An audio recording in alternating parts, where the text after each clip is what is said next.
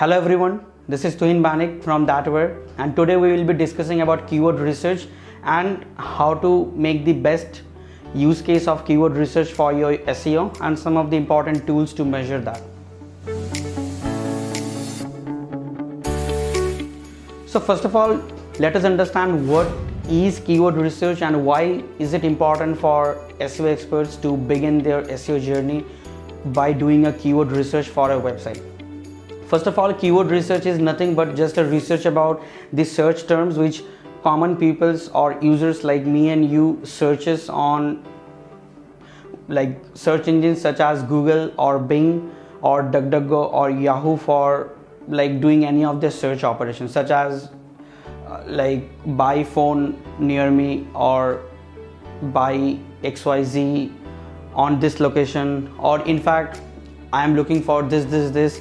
Now in short, keyword research is nothing but a list of collection of search query from the users which can help a website to rank for those particular search terms well up in the search engines, and this would serve the purpose of doing an SEO. Now there are a couple of techniques for making sure that you choose the right keywords. The first one is you need to identify your niche and you need to make sure that your keywords are relevant to your niche. The second thing is you need to really identify your goals, because honestly, if you ask me, like understanding of your goals is very important, like whether you need educational keywords, whether you need commercial, whether you need transactional. So this is very much important. Suppose you are running a business of comic magazines. Now if you put up a keyword like free comic magazines, now this is not transactional or commercial, this is maybe informative.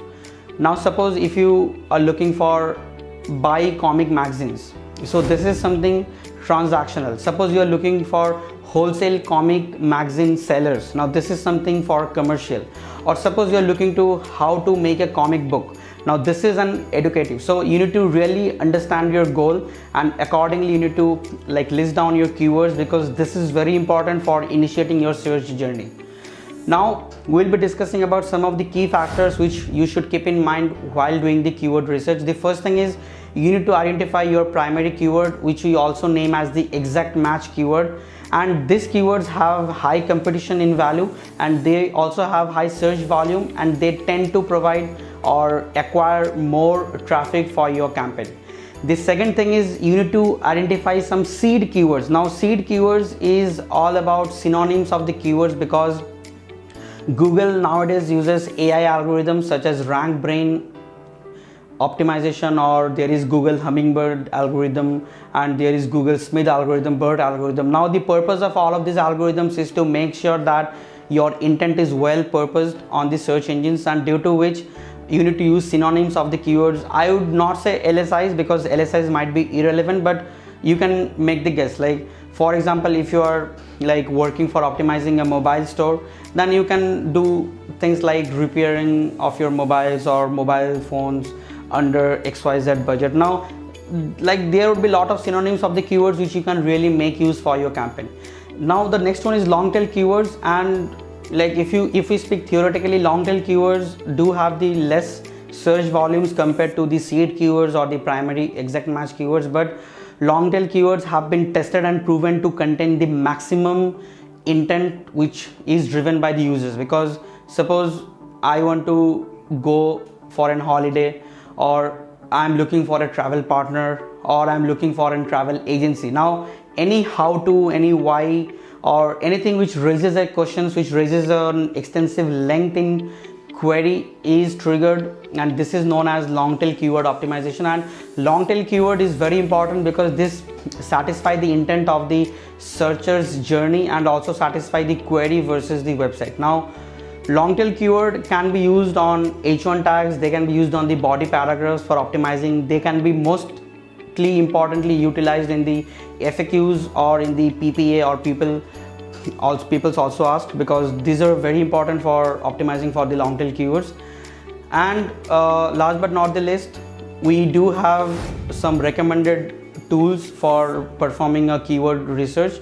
As you can see from the screen, there are a lot of keywords like Uber Suggest, there is Google AdWord Planner, there is Google Trends, there is Google Search Operators, and there is an endless tools available out in the marketplace which can help you to do a well keyword research relevant to your niche, relevant to your goal. So before concluding, 3 quick takeaways from this quick video. The first thing is, always make sure that you are doing a keyword research based on your intent. Like, you should first understand what your business want.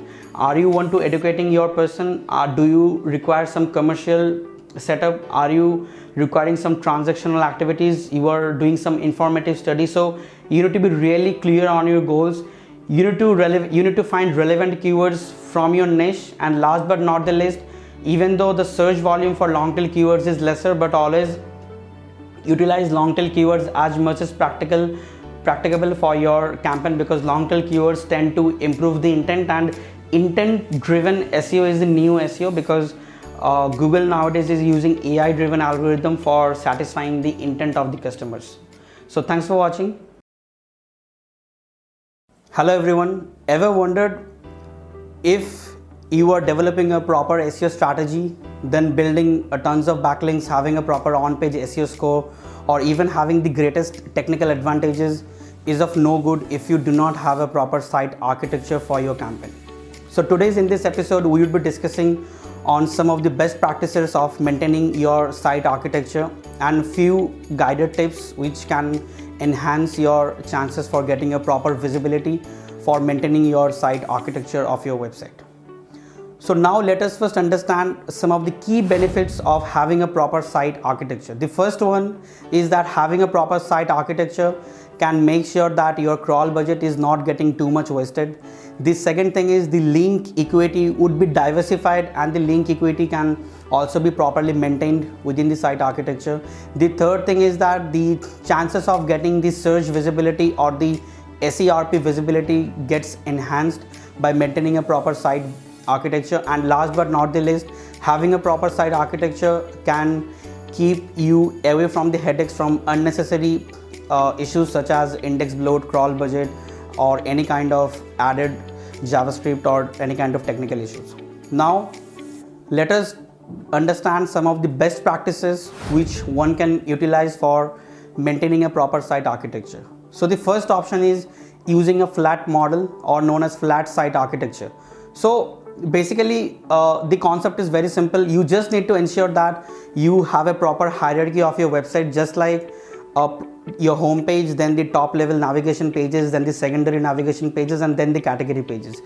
You can see the proper visualization from the screen. As you can see from the screen, a proper flat model comprises of an unique 3-step process where none of the users need to spend more than 3 clicks to get into a particular campaign. So this is the proper concept of maintaining a flat architecture or a flat site structure, where a user should not spend more than 3 clicks to visit a particular web page.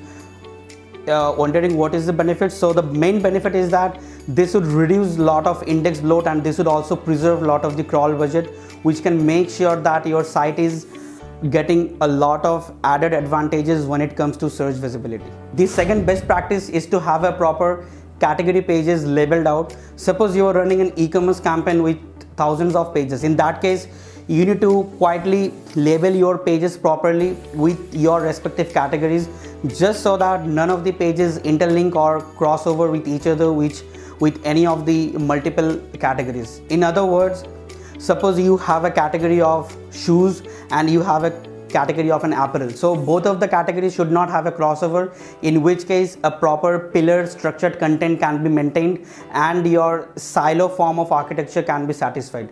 So category pages should be well defined, and category pages should not be having a crossovers no matter what be the case.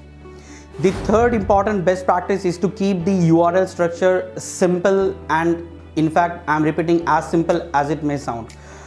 Just not making any URL structure complicated with query parameters or any hashtags or even any kind of faceted values. This can just make your crawling delay, and also this is not quite ethical in terms of an SEO optimization.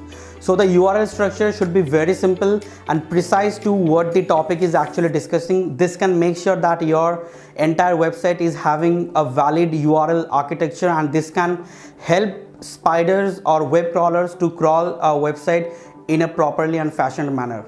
The fourth best practice is to maintain a proper internal linking. In our previous videos, we have seen how internal linking can be achieved by linking within your web pages for a particular campaign. But the thing is, in an e-commerce campaign, or if you have a website with a large number of pages, in that particular case, internal link is very essential. You need to properly internal link every single categories with their respective products, or every single products with their respective categories, and also the secondary and the top level navigations as well. So internal linking can really play a huge role in making sure that a site is having a good crawling ratio and a site is free from any kind of rendering issues or any kind of bloating issues which can prevent or cause a delay with the crawling and can hamper the search engine rankings. One of the last best practices that I would recommend is keeping an HTML sitemap, because if you keep an HTML sitemap, this can reduce the crawl depth and users can visit any other pages, or even search engine spiders can visit any other pages in less than 3 clicks, and this can keep your hierarchy as simple as it is. So 5 takeaways from this episode. The first one, the site architecture is very important. No matter how much well on page, off page, or content strategy or a technical strategy you might have for your campaign. The second benefit is that, or the second key takeaway is that you need to make sure that all the categories and product pages are labeled well, and none of the categories should have a crossover, because you need to maintain a pillar content strategy, and this is very important if you are specifically running a website with a large number of pages or even an e-commerce website. The third important aspect is that you need to make sure that your URL structure is very smooth and your URL structure is free from any unwanted informations like query parameters, hashes, under concatenations, and etc. Fourth key takeaway is that you need to make sure that you have the best internal linking strategy. If you are not sure how to do a proper internal linking, I would advise looking into my previous videos regarding the internal linking strategy. And last but not the least, it's an advice to use an HTML sitemap, because this really helps in maintaining a flat architecture, which can help both the users, the spiders, and the web crawlers to make sure that none of the pages are visited with more than 3 clicks. So considering all of these 5 aspects, you can ensure that your site is having a healthy architecture, and this can really reward you well in terms of your SEO benefits. Thank you. Today we'll be discussing about metadatas. In short, meta titles and meta descriptions which appear on the SERP snippet when you are working on any SEO campaign on the planet. So before diving in, let us first understand what is meta title and what is a metadata. So basically, meta title and metadata or meta description is nothing but an HTML property of title and an HTML property of description that defines what is the context and the topic of a page about, known as meta title, and also the description of what the page is all about in a short summary, known as meta description. Meta titles should be less than 55 characters including of spaces, and meta descriptions can be between 130 to 155 characters including spaces. As you can see from the screen, this is an example as how a meta title appears on a search snippet, and also as you can see from the screen, this is an example of how a metadata is appearing on a screen. Now moving on to the next part, these are some of the best practices, as you can see from the screen, which can help us to optimize the meta title. And as you can see from the screen, these are some of the best practices which can help you to optimize for the meta description. The 4 main key takeaways from this discussion is that metadatas, which forms the part of meta title and meta descriptions, forms the main SERP snippet before beginning of any customer journey, because these are the things which a user sees before they click into your landing page. So make sure they are best, make sure they are written well, and make sure that this is in relevant with the topic which the user is searching. Point number 2, always make sure that your meta title and your meta description respects the character limits, else they will be truncated. Point number 3, always follow the best practices as shown in the video for optimizing your meta titles and the meta descriptions. Last but not the least, make sure that your meta title and your meta descriptions are also optimized for proper click-through rate. You can use proper separators, you can use your brand name, you can use some conversational statements, because like in a particular landing page on the search engine, there can be near about 10 meta descriptions available from 10 different websites, and your metadata needs to stand out in the crowd if people want to click on that, and that would eventually improve your click-through rate, and this can give you a wide range of SEO benefits. So it's an ardent request that please make sure that your meta descriptions and meta titles are well optimized for the CTR, because this should be the last click for the users, and you need to make sure that you deliver all the information what the user wants. So thanks for watching this video. Hello everyone, today in this episode we'll be discussing about on-page SEO trends that you need to follow for your rest half of the year for 2022. So come, let me give you some walkthrough on a presentation on what are the certain DIY or do-it-yourself techniques that you yourself as a beginner level on the SEO can incorporate for yourself or your client's website. So let us dive in.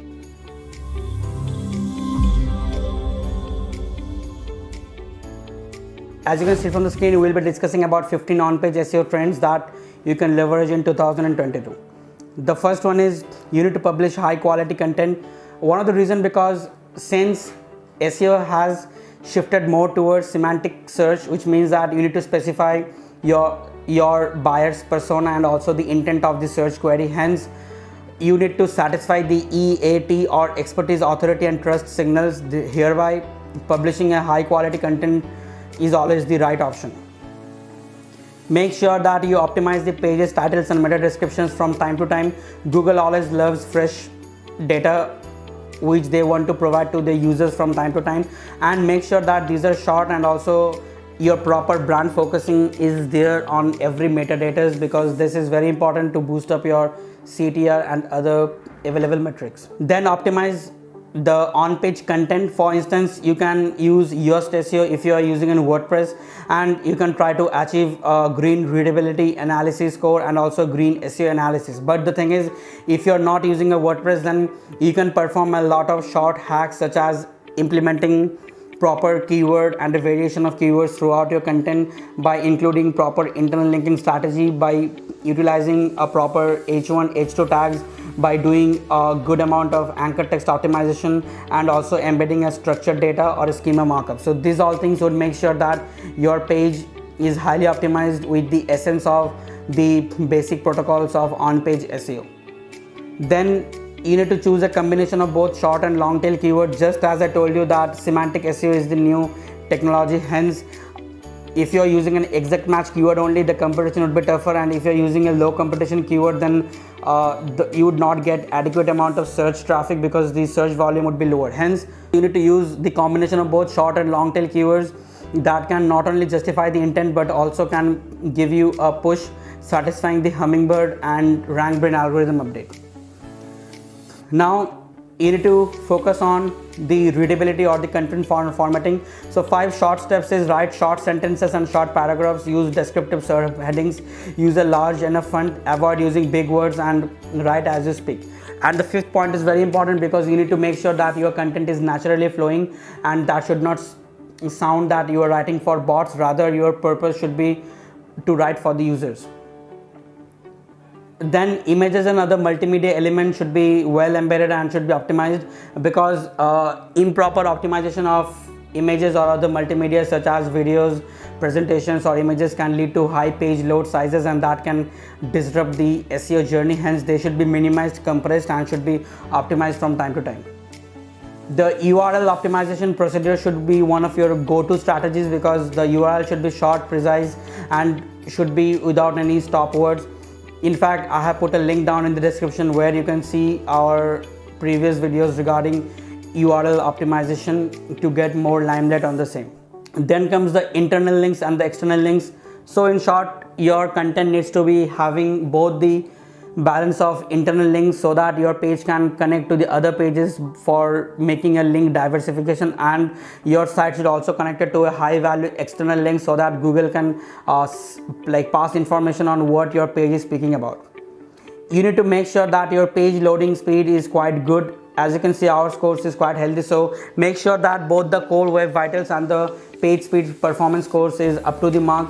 You can consult with your developer or can install a plugin such as WP Rocket if you're using WordPress, or if you're not using WordPress, then you can optimize your images, optimize your JavaScript, optimize your CSS, and also optimize your landing pages for increasing a better score. Then you need to focus on mobile friendliness, because mobile users is rising day by day. Hence, you need to ensure that your mobile friendliness is up to the mark and your page is responsive and mobile friendly.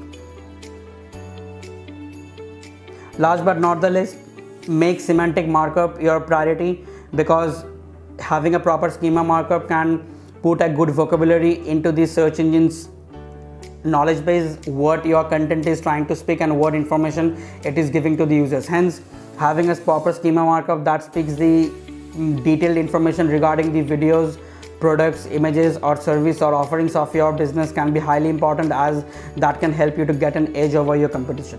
Thanks for watching. Hello everyone, today in this episode we'll be discussing about off-page SEO trends for 2022.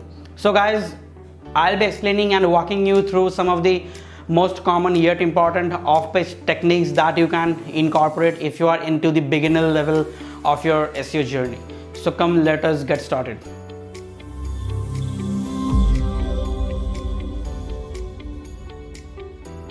So the first thing is, try to create a shareable content and get it shared across a lot of syndicated networks. For example, you can create a content on Medium and get it syndicated across the Medium or RSS feeds network. Now the purpose behind this is like, this will help you in making a brand amplification, which in short can help you with a wide range of backlink accumulation and also can amplify your outreaching signals.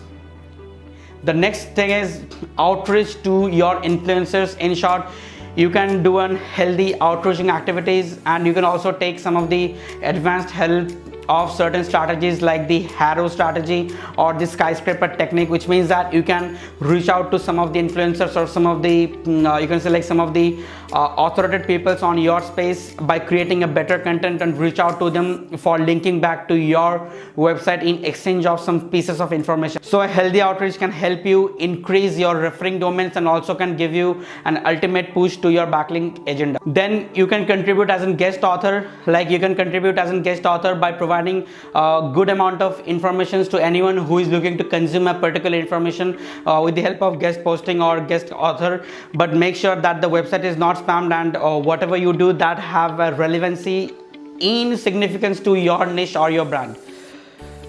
Leverage your social media performance, share useful contents or useful strategies related to your businesses on the social media platform. This will not only improve your social signals, but will also increase the user engagement, which is a direct improvement, which will create a direct improvement to your SEO strategy. Then we'll be discussing about social bookmarking, forum submissions and directory submission. Now the thing is, these three are quite outdated, yet I'll recommend you to perform if you're on your beginner stage, because this techniques really helps you to get a good amount of referral traffic and direct traffic, and also can help you to increase your backlinks count. Now the thing is, backlinks have always been a ranking factor and will continue to be a ranking factor no matter what.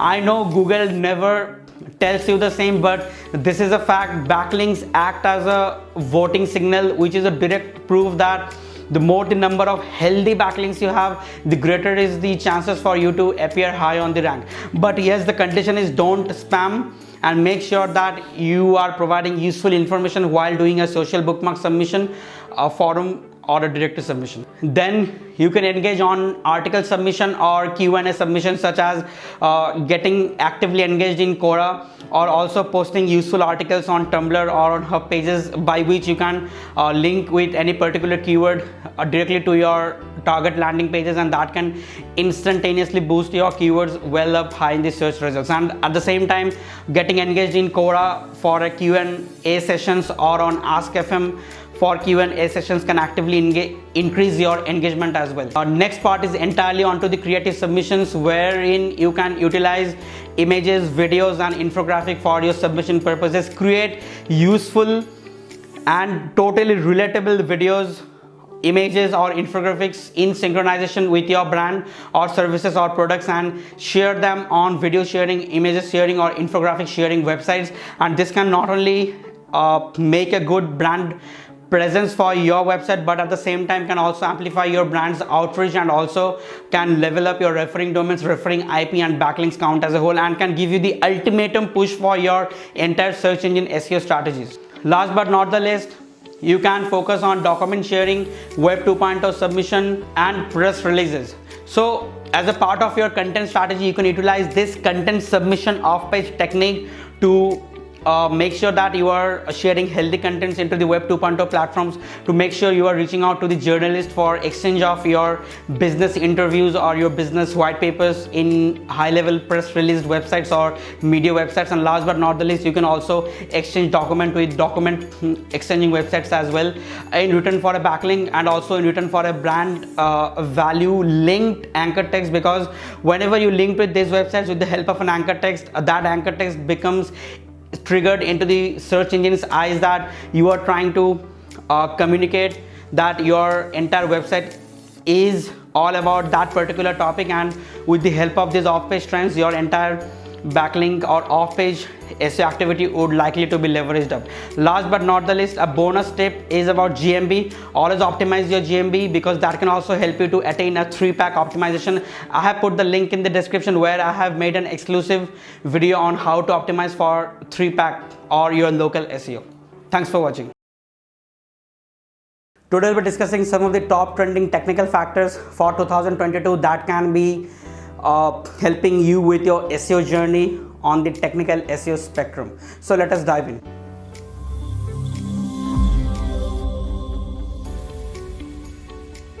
First of all, technical SEO is very important for setting up the basic building block and the basic foundation for your online marketing strategy when it comes to SEO. But there are certain things that you need to focus for your 2022 later half of the journey. So let us start one by one. Optimize for voice search optimization, because augmented reality have already striked in, and things like Google Lens, 3D maps, these all things have already taken over the marketplace. So if you optimize for voice search, then there would be much more chances that people would be utilizing multi-search, and there would be a higher chances for your website to get into the search result. The next important feature that you should focus is embedding smart chatbots, because this can increase the engagement ratio of your website and can make sure that your website have a healthy bounce rate, and also the percentage exit ratio should be as lowest as possible. But the chatbot should be smart enough that should have the ability to read the mind of the users with a proper binary tree flowchart, and that can well map out the concerns of any of your clients, customers, or audiences. And this is very important because this can really level up your engagement like anything. Once again, videos have taken over the market, and as per a survey, contextual elements such as images and videos tend to performing better than content strategy. Hence, video SEO should also be one of your go-to strategies. You can do a lot of things. You can optimize your video galleries. You can embed a separate video XML sitemap. You can also do a video structured data, and you need to make sure that your videos are well defined and properly indexed. If you do these things, then you would be having a proper video SEO visibility for your campaign that can ultimately boost and level up your SEO performance. EAT, expertise, authority, and trust.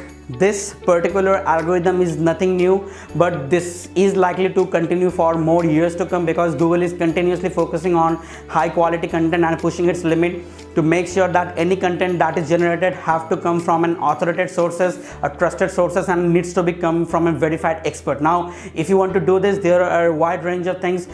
I have already put the link under the description where you can watch our exclusive video on how to optimize for EAT. Everyone likes to be on the top, hence passage indexing should also be on the list. So passage indexing or achieving a featured snippet should also be on your target list if you want to attain a healthy technical SEO statistics for your campaign on 2022. Now, if you want to understand more about passage indexing, I have put the link in the description. I would recommend watching that. Basically, in a nutshell, the agenda is to rank a featured portion of your content on the featured snippet section or on the rank 0 placement, so that can yield the maximum CTR and can gain the maximum exposure. Overall guys, for all of the particular topics that have been discussed in this particular video, I have put the links in the description. You can watch the single videos exclusively if you want to excel on any one of those, and try doing these things for your own website or your clients, and you would be really getting some outstanding performance for your campaign. Thanks for watching. Hello everyone. Today we'll be going to discuss about crawler directives. In short, we'll be showing you certain strategies or techniques by which you can command the search engines on how to crawl your particular website. This is very important because if you can really command the search engines and control the crawling and indexing portion of your website, then you can better control your entire ranking journey from A to Z on your entire search engine optimization scale. So let me walk you through a presentation and go over all these steps.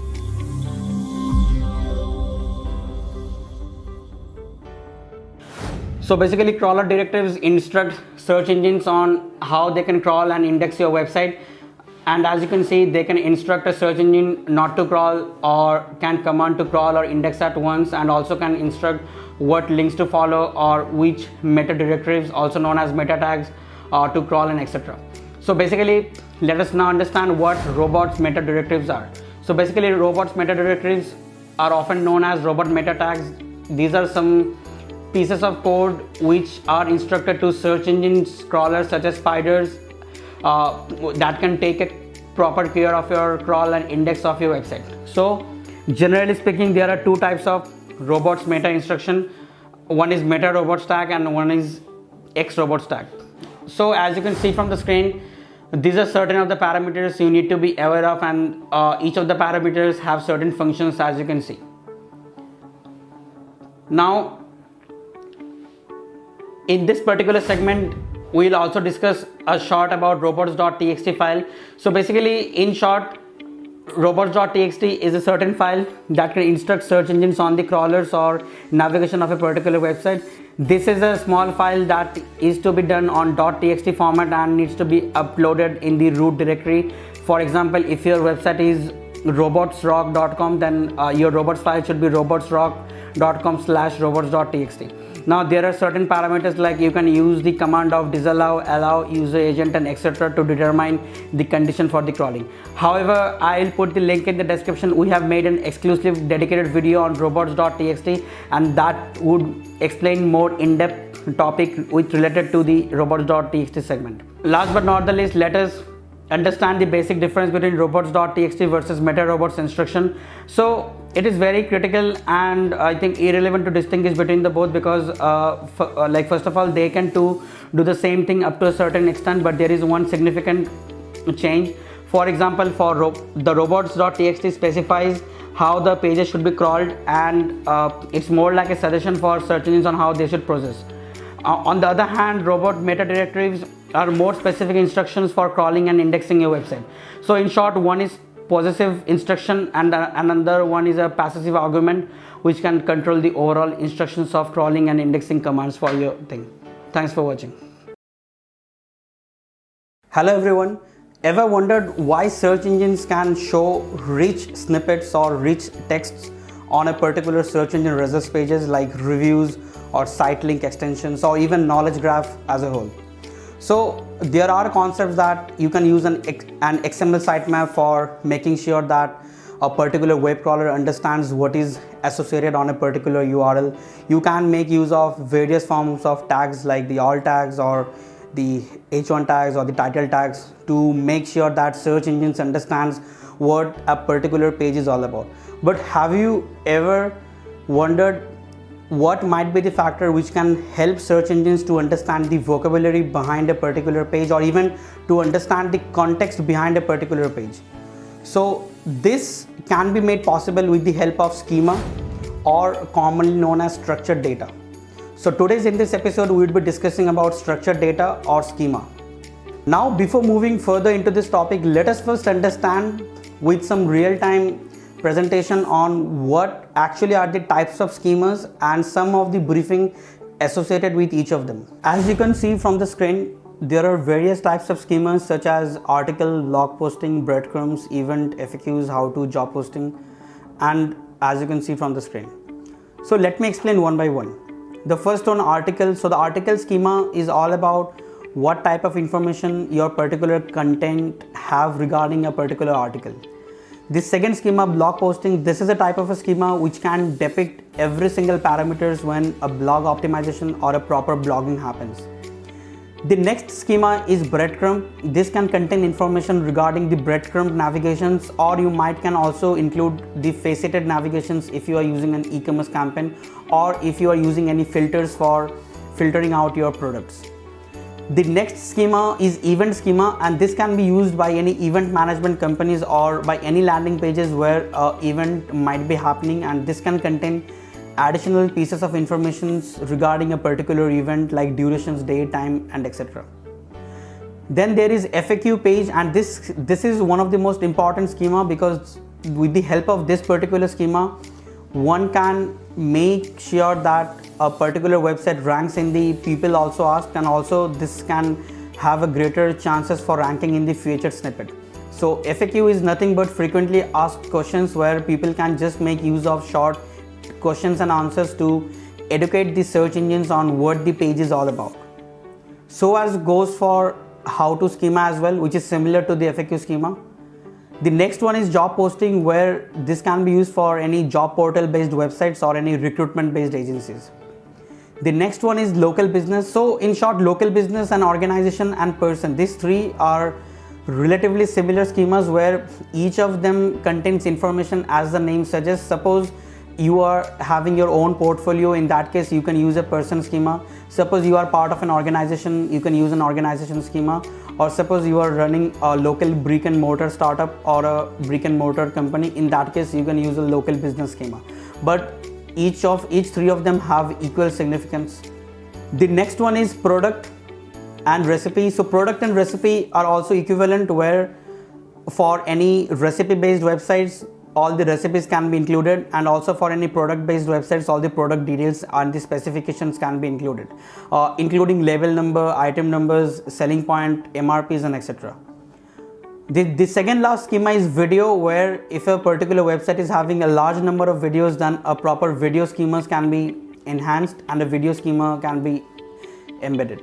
And last but not the least, there is a website schema which can contain more pieces of information regarding a particular website.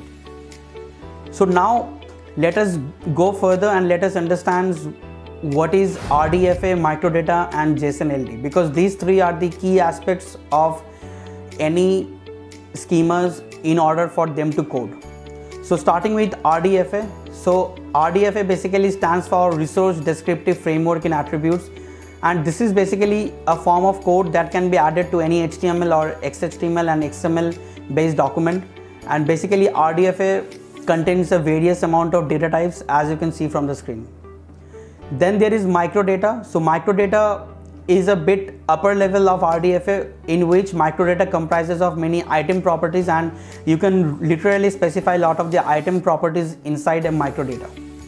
Last but not the least, there is JSON. So in short, JSON stands for JavaScript Object Notation for Linked Documents, and this is also referred to as a lossless microdata or a lossless schema, because this can be used as a context, and if you really want to embed multiple schemas into one, then JSON LDs can be used. And in fact, JSON LD is one of the most standardized version of any schema to take place.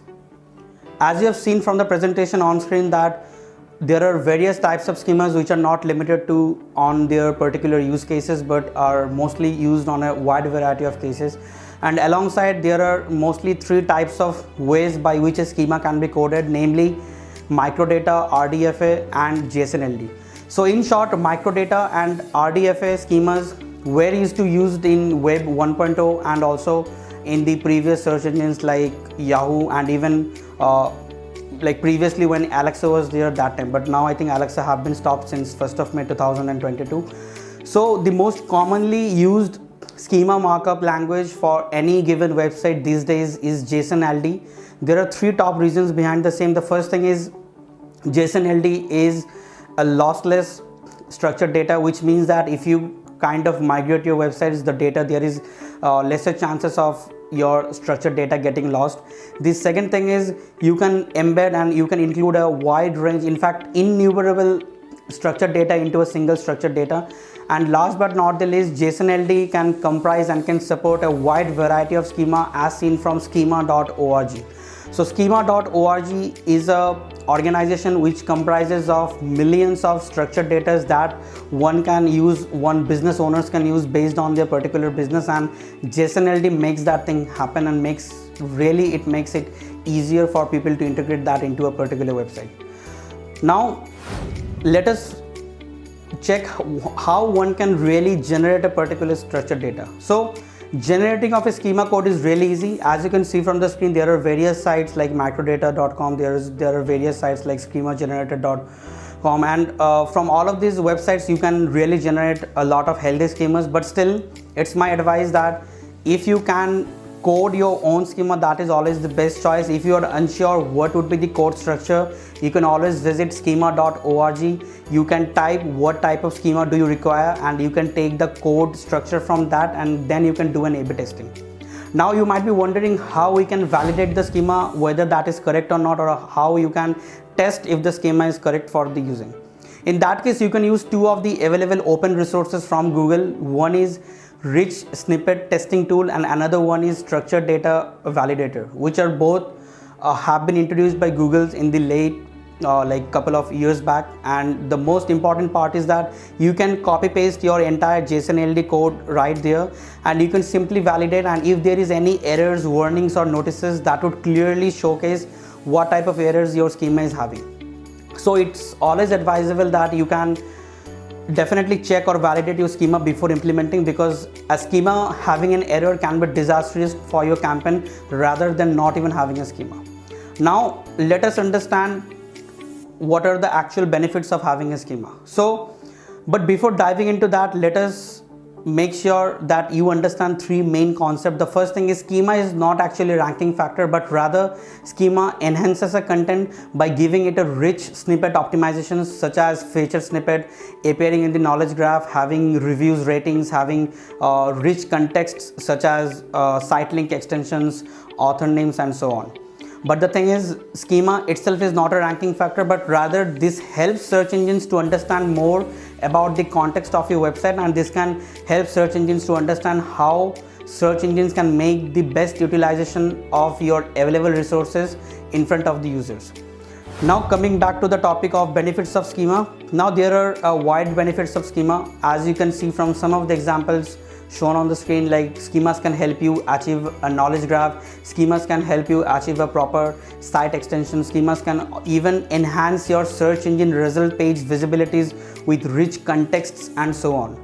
Now 4 important key takeaways from this discussion of schema is that the first one is always code your own schema from schema.org and make sure to use JSON-LD, because that is the lossless and it can include a wide range of schema variables into your data. The second thing, schema is nothing but just a pieces of extra information provided to search engines so that search engines can understand the context behind a particular landing page, like what is the content is all about, who is the author, what are the images, what are the videos, and so on. The third thing, before implementing any schema, make sure you validate your schema from the Google's available resources like Structured Data Validator or even Rich Snippet Tools, because it's very essential to make sure that your schema is error free before you get that published. And last but not the least, do not have the misconception that schema is a ranking factor. It is not, rather this is an extension and this helps search engines to understand your content in a more meaningful way. Thanks for watching. Hello everyone, today in this episode we would be discussing about topic clustering. So basically, since the emerging of RankBrain algorithm, Hummingbird algorithm or EAT, so the thing is Google have gone a long way in understanding topics rather than understanding keywords. In short, Google now really gives more preference if a particular website is optimized more for topics and they are maintained in a proper clusters rather than having keywords spread all over. So in short, what topic cluster generally means? So topic cluster is nothing but having individual and non-identifiable topics categorized in a meaningful way which is submerged into a particular website. Suppose for example, let's say you have a website which deals only with legal services, so you can break out the top level navigations pages into multi-segment service based models such as martial legal services, property legal services, education legal services, mortgage legal services, and so on.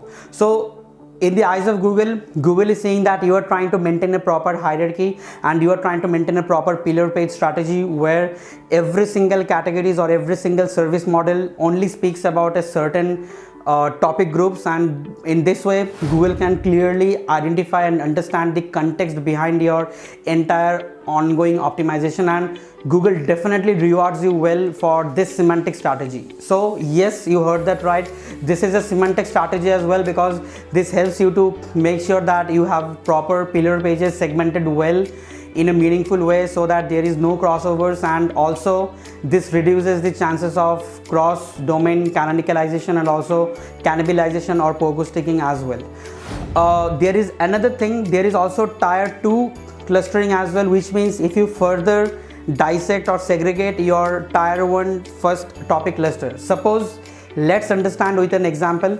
Suppose if you further dissect martial legal services, then you can have various other legal services underneath that, such as divorce legal services, defamation legal services, or maybe some physical abuse legal services, and so on. So these are the ways by which you can maintain a proper site hierarchy of your campaign. You can also make sure that your pillar pages are performing well, and Google would definitely reward you. Thanks for watching. Hello everyone, today I am going to discuss on how you can perform a link audit or a backlink audit for your campaign, and why it is needed, and what are some of the areas by which you can make it happen.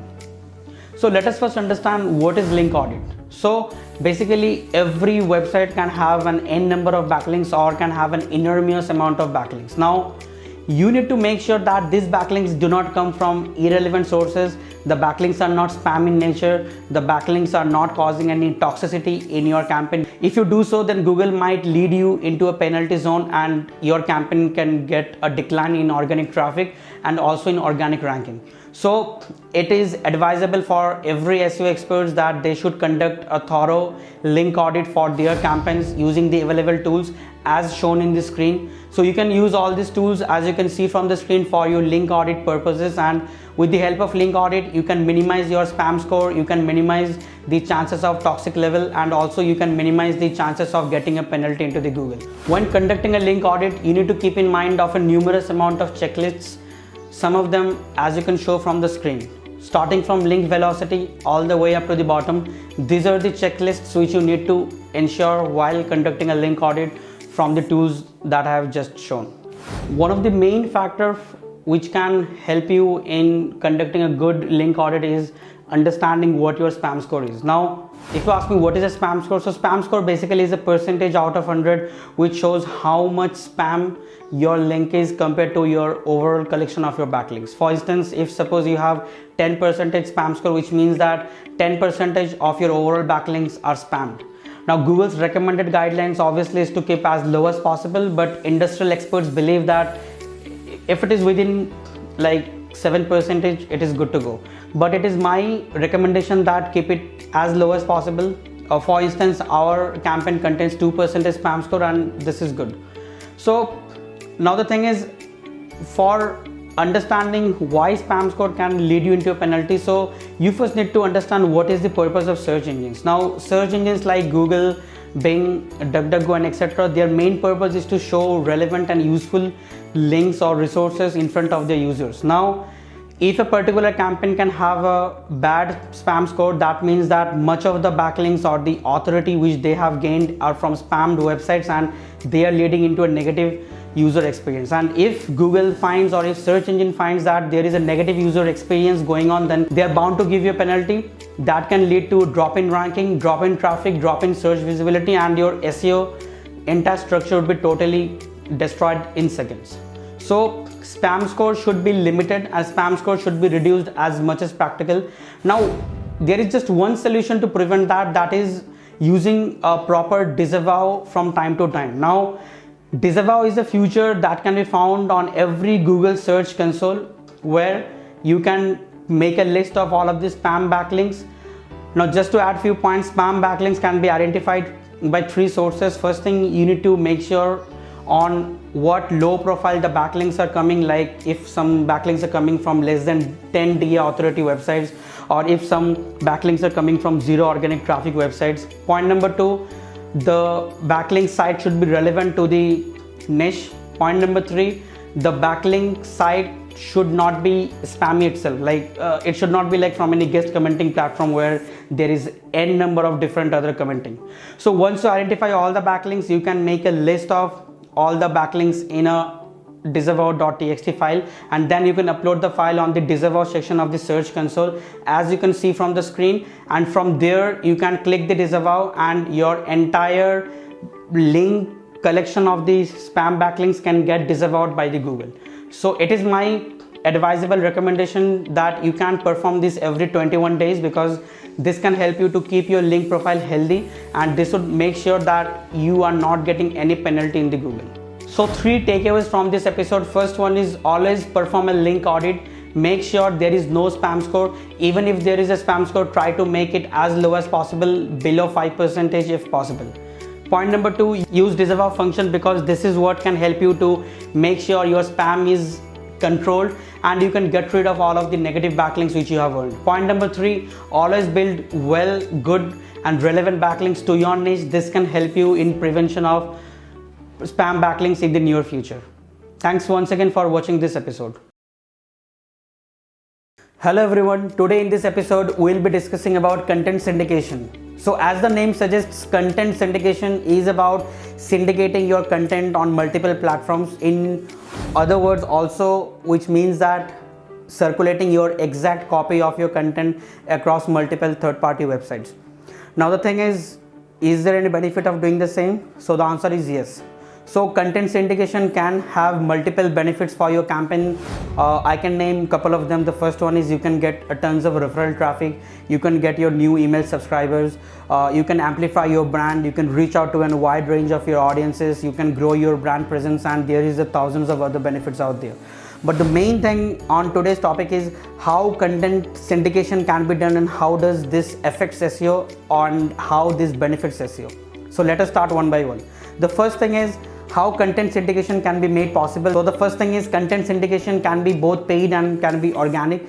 Paid content syndication can be with the help of any press releases which can get circulated across other RSS feeds and so on. So a digital press release is a paid form of content syndication, whereas if you publish your content in Medium, Tumblr, Reddit, etc., then that can also be circulated across multiple RSS feeds, or even that can even extract your content from your own particular website. So these are some of the inorganic, or you can say like some of the free methods for getting your content syndicated. So let us come to the second topic. Does this really have any SEO benefits? So the answer is yes, it does have SEO benefits. The thing is, if your content is being circulated within multiple number of platforms which have high authorities, then you can grow your brand, you can amplify your brand, you can reach out to a wide range of audiences, and last but not the least, you can get a lot of referral traffics, which are enough metrics to prove search engines that your content is worth the share. So this is one of the main important concept why content syndication is worth performing for your SEO campaign if you really want to take your brand to the next level. But the point is, does circulation of a repeated content would it lead to a penalty, because circulation of a copied content can be a negative SEO strategy. So the thing is, as per Google's strategy, this would not affect, because Google can clearly understand which contents are being circulated and which contents are being copied and which contents are being syndicated. A syndicated content can always would cite your source towards the original content.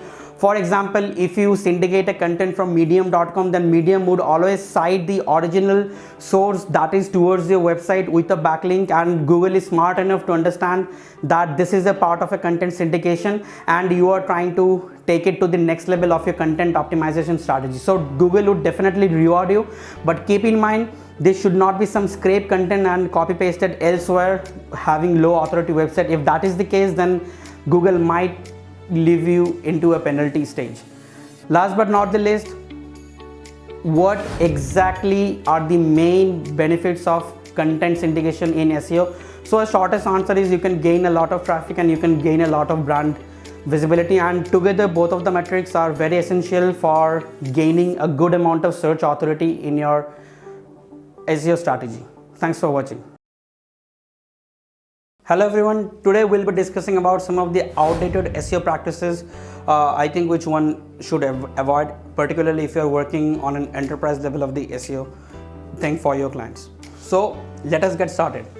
So the first outdated SEO practice is that forget about exact match keyword or one keyword pages, which means that since the introduction of Hummingbird or RankBrain algorithm, in fact these days Google is utilizing BERT, Smith and MUM. So the thing is, Google is totally focusing into the intent driven side of the technology, which means that just using an exact match keywords would not be helping you, because gone are the days where SEO experts can just use a single one-liner or two-word exact match keywords, because that can disrupt the entire intent, that can disrupt the content structure. Sometimes that might not even make a sense for your content. So this is a very high time where you can avoid this thing for your campaign. Rather, you can utilize or focus on long tail keywords. You can utilize on like focusing on topic clustering. We have a separate video on topic clustering, so you can read that. We will put the link in the description.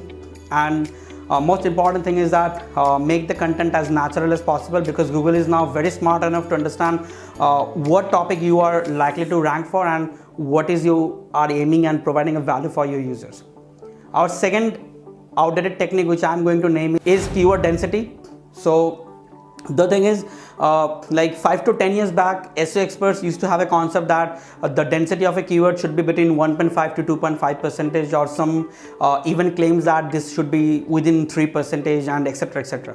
Now the thing is, what exactly is keyword density? So basically, keyword density means the number of keywords divided by the total number of words on that page into 100, which means the percentage of keywords on a particular landing page. This is known as keyword density. But the thing is, this is now irrelevant, because the thing is, Google wants that you should just make your content as natural as possible. You can use your modified form of keywords, go with long tail keywords, go with semantic synonymous keywords. I know LSI is not valid, but sometimes you can still use LSI because they can make proper sense for the synonym keywords as well. And obviously topic clustering is the key. So keyword density is not even relevant or discussing, because this might not even be like an ethical step for you to perform. So our point number 3 is page length. Even though it's true that your content should be should be a bit big. Now there is no definition of big. This can be 500 words, it can be 5,000 words, this can be 1200 words. But the main thing is that page length should be page length should be determined based on your requirement, on what you are conveying to the users. For instance, suppose you are optimizing a page for a small product on an e-commerce campaign. Now in that particular scenario, page length might not even be relevant, because if you put 1000 words of information for a particular product, no one is going to read, because users would just have a rush of just taking bullet points regarding the product, and they will just proceed to either the checkout cart or they will hit the back button. So you need to keep your content as precise, and this might not even make up to the 200 words of your landing page. On the other hand, suppose you are putting an educational blog or something like an how-to guide. In that case, your content can go up to 3,000, 4,000. I personally have built various blogs which have even reached to 30,000 words also. This sounds crazy, but yes, this is true. Like, your word length or your page length should not be dependent upon any kind of determined value. Rather, this should be determined on what you are trying to convey to the users, because having a proper user oriented value should be the ultimate key.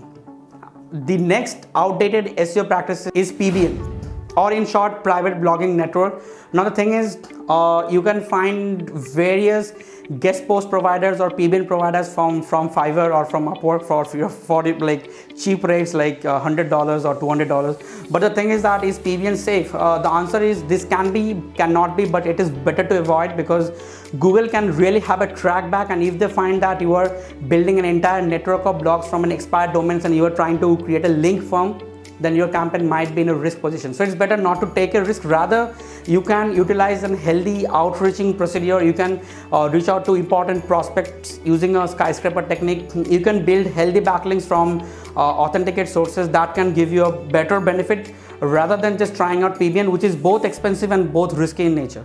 The next outdated SEO strategy is content spinning. Like various content writers or copywriters have the habit of spinning a particular content to avoid the plagiarization of a particular content. Now the thing is, Google is really smart because they have the capacity to understand natural language processing and also tokenization of every single word, and they can easily understand if a particular word vectors have been spinned from any original sources. And if that is the thing, content spinning is one of the really devastating factor for your SEO journey, because this can not only make your SEO downfall but rather can give you a penalty which can completely destroy your SEO journey. The next outdated SEO practice is EMD, also known as exact match domains. Like 5 years back, people used to have the hobby of taking an exact match domain name as per the keyword, and they used to rank for that. But the thing is, these days this really does not even matter. Like why to invest on a domain which practically serves no value for SEO? Like if you do a EMD, no value at all. If you do not do, still no value at all. So this would be just an extra headache for your SEO campaign, and I really don't think this is worth. Last but not the least, the outdated practice that we'll be going to discussing is about meta keywords. And meta keywords have been introduced along with meta title and meta description. So meta title and meta description together forms the metadata, and this is a very useful form for any basic SEO optimization, because this is the thing which is focused and which is reflected in search engine results pages, and this is the first thing which can convince your users to click on your landing page, and this can give you the benefit of both CTR and can really help a lot with your search engine ranking. But the thing is, meta keywords is vague, and that is something which Google have already obscured, and they are no longer taking this from 2007 onwards. Thanks for watching.